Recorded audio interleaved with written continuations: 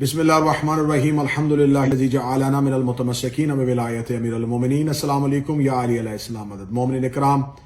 حسب وعدہ آج ہم اپنے تیسرے اور آخری سوال کو آپ کے سامنے پیش کر رہے ہیں۔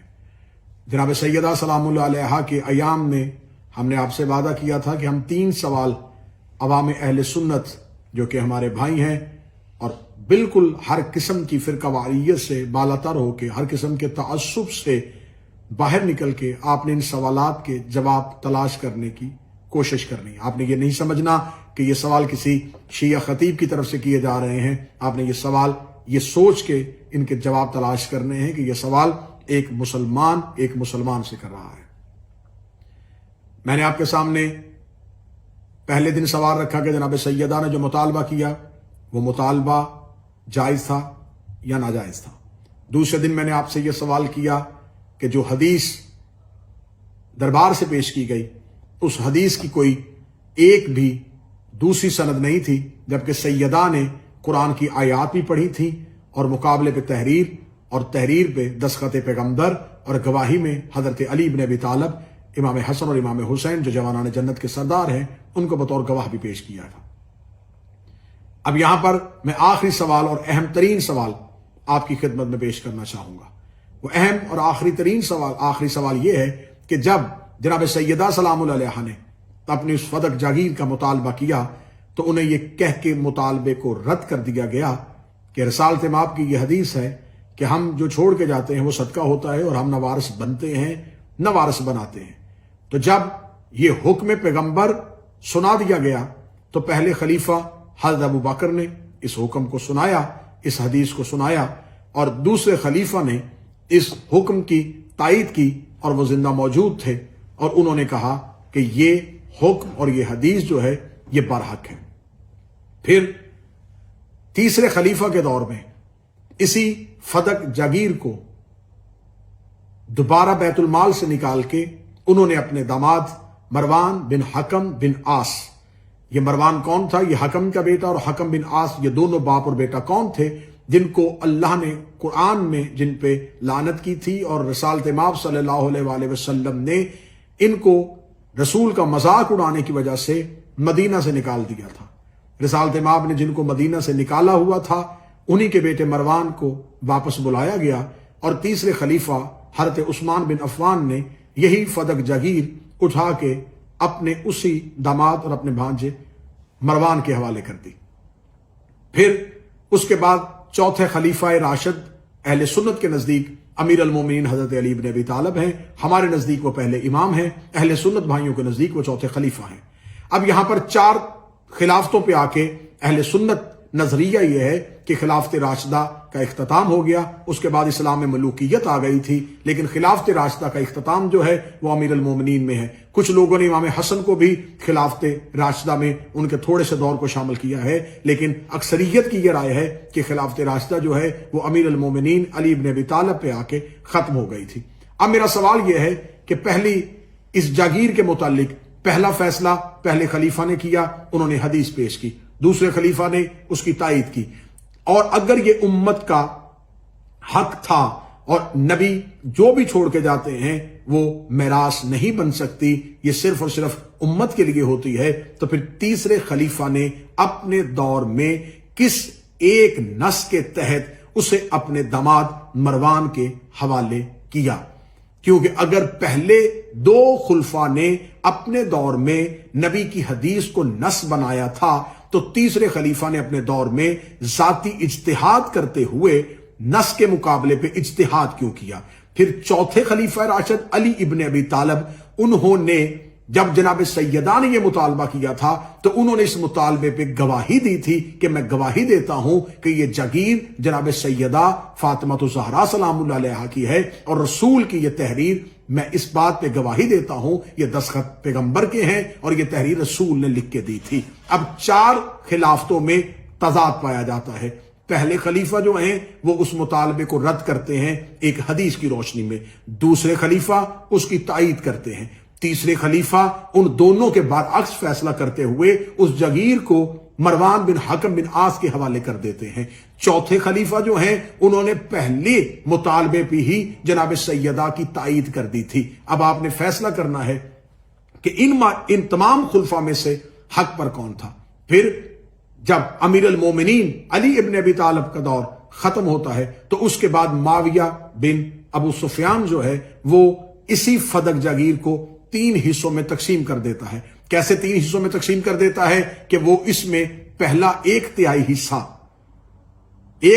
حصہ مروان بن حکم کے پاس رہنے دیتا ہے، دوسرا 1/3 حصہ حضرت عثمان کے بیٹے عمرو بن عثمان بن عفان کے حوالے کر دیتا ہے، اور تیسرا 1/3 حصہ اپنے بیٹے یزید بن معاویہ کے حوالے کر دیتا ہے۔ اب یہاں پر آ کے اگلے نمبر پر آ کے فدق کو پھر علیحدہ طریقے سے تقسیم کر دیا گیا کہ جب پہلے دور میں انہوں نے جناب سیدہ سے امت کا حق سمجھ کے واپس لیا تھا، پھر اس کے بعد اگلے آنے والے دور میں ایک شخص کے حوالے کر دیا گیا تھا، پھر اس کے بعد اگلے آنے والے دور میں اس کو وہاں سے نکال کے 3 حصوں میں تقسیم کر دیا گیا۔ جب 3 حصوں میں تقسیم کر دیا گیا پھر اس کے بعد اس کا بیٹا یزید جو ہے وہ اسی کے اوپر تسلط قائم کیے رکھا، اور یزید اس فدق جاگیر پہ قابض رہا۔ یزید کے جانے کے بعد یہی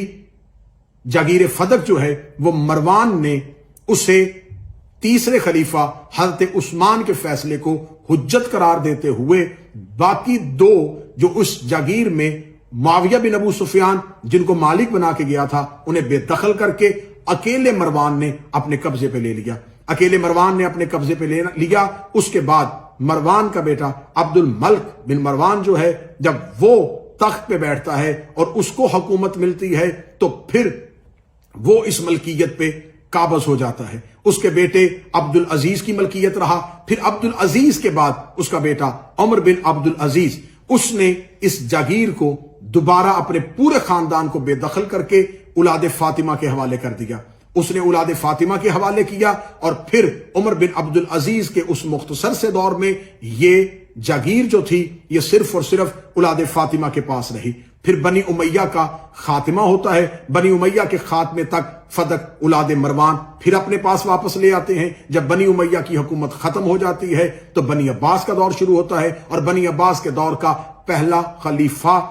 صفا ابو العباس صفا جب وہ تخت پہ بیٹھتا ہے تو وہ فدق اولاد فاطمہ کے پھر حوالے کر دیتا ہے۔ منصور دوانکی کا دور آتا ہے، وہ ایک بار پھر فدق اولاد فاطمہ سے چھین لیتا ہے۔ اس کے بعد اس کا بیٹا مہدی آتا ہے، وہ فدق بنی فاطمہ کے حوالے کر دیتا ہے۔ اس کے بعد ہادی اور رشید آتے ہیں، وہ پھر واپس لے لیتے ہیں۔ مامون رشید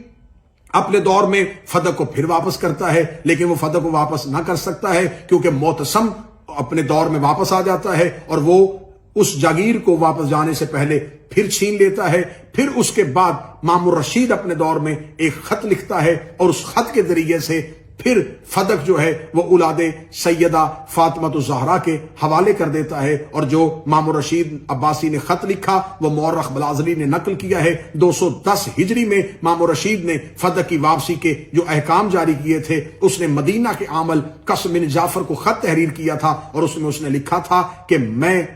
مامون اللہ کے دین میں جو مجھے مقام حاصل ہے اور رسالت مآب کی جانشینی اور جو قرابت حاصل ہے، ان تمام چیزوں کا تقاضا یہ ہے کہ وہ رسول خدا صلی اللہ علیہ وسلم کی سنت پر عمل پیرا ہو، اور نبی اکرم کی فرامین کے نفاذ میں لاتے ہوئے رسول خدا نے جسے جو کچھ عطا کیا تھا اس عطات کو پہنچائے۔ جناب رسول خدا نے اپنی بیٹی حضرت فاطمہ کو فدق عطا کیا تھا، یہ بات روز روشن کی طرح واضح ہے، تو اس میں کوئی شک شبہ نہیں۔ اس لیے میں مامون، اپنے آپ کو انہوں نے ایک خط میں امیر المومنین لکھا تھا، یہ رائے ہے کہ فدق اس کے وارثوں کو واپس کر دیا جائے، اور اس عمل کے ذریعے سے امیر المومنین اللہ کی قربت کا خواہش مند ہو اور عدل اور انصاف کی وجہ سے رسول خدا کی سنت پر عمل پیرا ہونا چاہے۔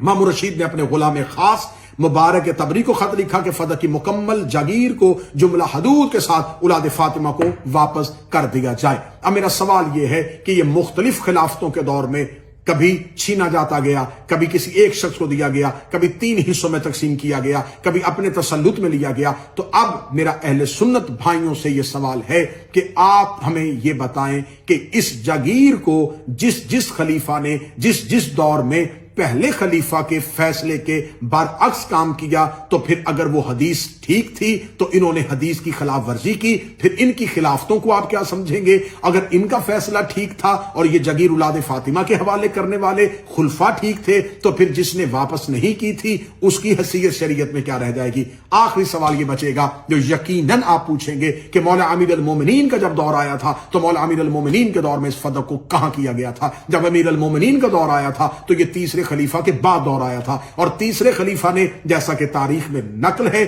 کہ انہوں نے اپنی زندگی میں یہ فدق اپنے بھانجے اور اپنے داماد مروان کے حوالے کر دیا تھا۔ تو جب یہ مروان کے پاس آ چکا تھا تو اس وقت مروان کا اس پہ تسلط تھا، اور مولا امیر المومنین جب تخت پہ بیٹھتے ہیں تو مولا امیر المومنین کے خلاف ایک شورش برپا کر دی جاتی ہے، اور قتل عثمان کی تحریک جو ہے اس کا الزام مولا امیر المومنین پہ لگا دیا جاتا ہے، اور مولا امیر المومنین کو قتل عثمان کا بدلہ لینے کی خاطر کبھی جنگ جمل میں روکا جاتا ہے، کبھی جنگ صفین میں روکا جاتا ہے، حتیٰ کہ امیر المومنین اپنا تخت حکومت اور پایا حکومت جو ہے وہ کوفہ منتقل کر دیتے ہیں تاکہ مدینہ کو جنگوں سے محفوظ رکھا جا سکے۔ اگر اس دور میں امیر المومنین فدق کی جاگیر کے قبضے کی کوشش کرتے اور فدق کو ان کے تسلط سے واپس لینے کی کوشش کرتے تو جو شورش علی پہ قتل عثمان کی تحریک کے صورت میں چل رہی تھی وہ اپنے طور پہ زندہ کر دی جاتی کہ یقیناً علی جو فیصلہ کر رہے ہیں یہ علی کا فیصلہ، قتل عثمان میں بھی علی شریک تھے، اور علی قتل عثمان کے بعد اولاد عثمان سے اور خاندان عثمان سے یہ بدلہ لے رہے ہیں۔ دوسری وجہ کہ فدق خالصتاً رسول خدا نے اپنی بیٹی فاطمہ کو لکھ کے دیا تھا۔ فدق کی اکلوتی مالکہ جناب سیدہ تھی۔ مولا امیر المومنین جب دربار خلافت میں آئے تھے تو بطور مالک نہیں آئے تھے، بطور گواہ آئے تھے۔ جناب سیدہ اس کی واحد گواہ تھی، اور جناب سیدہ جو مالکہ تھی، جو اس جاگیر پہ قابضہ تھی، جو رسالت مآب صلی اللہ علیہ وسلم کے حکم کے تحت جن کے تصرف میں تھا اور ان سے چھینا گیا تھا، وہ جناب سیدہ جو تھی وہ شہیدہ ہو چکی تھی، ان کو شہید کر دیا گیا تھا۔ تو جو مالکہ تھی وہ شہید ہو چکی تھی، اور اگر امیر المومنین تخت حکومت پہ بیٹھتے اور تخت حکومت پہ بیٹھ کے جناب سیدہ پھر امیر المومنین کو خلیفۃ المسلمین سمجھ کے یقیناً اگر سوال کرتی تو پھر علی بزور شمشیر بزور طاقت فدق کو واپس لے سکتے تھے، لیکن امیر المومنین کی خاموشی اس بات کی دلیل تھی کہ جناب سیدہ نے اپنے آخری خطبہ میں یہ کہہ دیا تھا خلیفہ وقت کو کہ اب اس بات کا فیصلہ اللہ کی عدالت میں ہوگا۔ تو جب مالکہ فیصلہ اللہ کی عدالت میں چھوڑ کے چلی گئی تھی تو پھر امیر المومنین اس پہ دوبارہ بزور شمشیر بزور طاقت اور اس فتنہ کے دور میں، اس شورش کے دور میں مختلف قسم کی تحریکوں کو اپنے خلاف سرگرم نہیں کر سکتے تھے۔ امیر المومنین نے پہلے خلیفہ کے دور میں جو قرآن بمطابق تنزیل تھا، یہ بات سننے والے اہل سنت یاد رکھیے گا، ہم شیعت تحریف قرآن کے قائل نہیں ہیں، لیکن ہم یہ بات مانتے ہیں اور آپ بھی مانتے ہیں کہ آج کا قرآن بمطابق تنزیل نہیں ہے۔ آج کے قرآن میں مکی صورتیں اختتام میں ہیں، مدنی آیات ابتدا میں ہیں، پہلی آیت درمیان میں پڑی ہوئی ہے، آخری آیت جو ہے ابتدائیہ میں جا چکی ہے۔ تو قرآن بمطابق تنزیل نہیں ہے۔ مولا امیر المومنین وہی قرآن جو تنزیل کے مطابق تھا وہ قرآن لے کے دربار خلافت میں آئے تھے، اور امیر المومنین نے کہا تھا کہ میں نے اس قرآن کو بمطابق نزول جمع کیا ہوا ہے، لیکن اس دور کے خلفاء نے امیر المومنین سے وہ قرآن لینے سے انکار کر دیا تھا، اور وہ قرآن امیر المومنین واپس لے کے چلے گئے تھے۔ اب یہاں پر یہ بھی سوال پیدا ہوتا ہے کہ اگر قرآن علی کے پاس بمطابق تنزیل جمع تھا تو امیر المومنین اپنے دور میں اس قرآن کو نافذ کیوں نہیں کیا؟ آپ سمجھیے گا وہ دور کتنا حساس تھا۔ اگر امیر المومنین دوبارہ اس قرآن کو نافذ کرتے تو پھر جیسے آج تورات کئی حصوں میں تقسیم ہو چکی ہے، آج انجیل کا اصل صحیفہ کسی کے پاس نہیں ہے، آج زبور اپنی اصلی حالت میں نہیں ہے، تو اگر امیر المومنین اس دور میں اس قرآن کو لے آتے تو پھر آج ہر گھر میں کئی قرآن ہوتے، جیسے آج ہر گھر میں کئی تفسیریں ہیں، جیسے ہر گھر میں کئی ترجمے ہیں، ویسے ہر گھر میں کئی قرآن ہوتے۔ کیونکہ اگر امیر المومنین وہی تنزیل شدہ قرآن لے کے آتے تو علی کے بعد اگلا خلیفہ جو بیٹھتا وہ تخت پہ کہتا کہ اگر علی اپنا قرآن لے کے آئے تھے تو میں اپنا قرآن لے کے آؤں گا، اس سے اگلا خلیفہ کہتا میں اپنا قرآن لے کے آؤں گا، تو ہر دور کا بادشاہ اپنا قرآن لے کے آ جاتا۔ آج پتہ ہی نہ چلتا اصل قرآن کس کے پاس ہے اور غلط قرآن کس کے پاس ہے۔ امیر المومنین نے اپنے دور میں جو فیصلے کیے تھے وہ عدل الہی کے مطابق کیے تھے، اور یہاں پہ گزرتے کیونکہ ایام فاطمیہ کا اختتام ہے، ایک سوال کا جواب دے دیا جائے کہ امیر المومنین نے جب جناب سیدہ کے دروازے پہ آگ لگی، سوشل میڈیا پہ اس سوال کو بڑی تیزی کے ساتھ پھیلایا جا رہا ہے کہ امیر المومنین جناب سیدہ کی مدد کے لیے کیوں نہیں آئے تھے، امیر المومنین نے جناب سیدہ کا تحفظ کیوں نہیں کیا تھا؟ تو اس کا مطلب ہے کہ معاذ اللہ ثم معاذ اللہ وہ علی جو حبشیوں کی مشکل کشائی کرتا ہے اس نے اپنی زوجہ کی مشکل کشائی کیوں نہ کی؟ آپ علی کو مشکل کشا نہیں مانتے، آپ اللہ کو تو مشکل کشا مانتے ہیں، تو پھر مجھے بتائیے گا اگر اللہ مشکل کشائی کرتا ہے تو پھر آپ اس سوال کا جواب دیجئے گا کہ خدا نے قابیل نے جب حابیل کو قتل کیا تو خدا نے حابیل کی مدد کیوں نہ کی؟ جب جناب نوح کو پتھر مارے جا رہے تھے خدا نے نوح کی مشکل کشائی کیوں نہ کی؟ جب ابراہیم کو نمرود آگ میں پھینک رہا تھا تو خدا نے حضرت ابراہیم کی مدد کیوں نہ کی؟ جب حضرت موسیٰ کو تنگ کیا جا رہا تھا تو خدا نے کیوں نہ کی؟ یحییٰ کو آرے سے چیرا گیا، عیسیٰ کو سولی پہ لٹکایا گیا، جس نبی سے محبت کی قرآن میں قسمیں کھائی ہیں، جس کے خدا زلفوں کی قسمیں کھاتا ہے، جس کے خدا ہر ادا کی قسم کھاتا ہے، اس کو مکہ کی گلیوں میں پتھر مارے جاتے رہے، انہیں زخمی کیا جاتا رہا، ان پہ گندگیاں پھینکی جاتی رہی، خدا خاموش کیوں رہا؟